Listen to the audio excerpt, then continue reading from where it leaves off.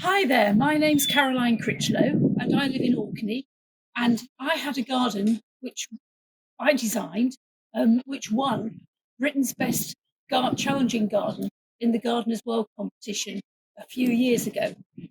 I've sold that garden now. I only live next door, but my next challenge is to transform a car park, an old farmyard, into my new garden. Now, luckily, I'm a garden designer. I've just sort of been doing that job for a couple of years. So I thought it might be useful for those of you thinking of starting a new project this spring to start designing your own garden.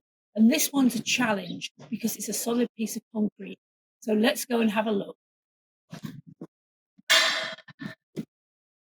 So this is the challenge. We've tried lots and lots of things with this piece of garden in the past because we have always owned it. But originally it was hard standing for putting great big straw stacks on. So it's solid concrete. So we could have taken the digger and dug it all up, but that's great expense. And also in the past, my wonderful husband has built all these dry stone walls around here. And the last thing we wanted to do was take that down. Tell you what we've done so far. Taken the wall down across here, and then we've rebuilt it for this bit here to try and soften the line. Because if we'd had, I didn't want it just to be a rectangle, we built a little bit just here. Now, what I'm going to do with this is, we've got the most amazing view. So if you look over there, that's our view. So the last thing we want to do is screen off that view. That is the beauty of this garden. So we've decided to make it a Finnish hot tub garden.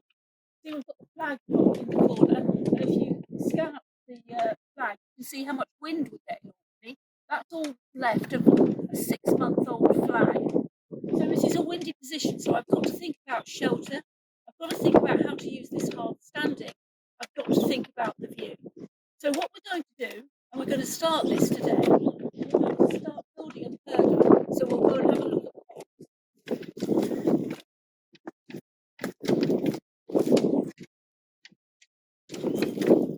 So the first thing that we did here was, or Kevin did, I have to say, was to try and get through these holes. We had to use a still saw, and then Kevin used a crowbar.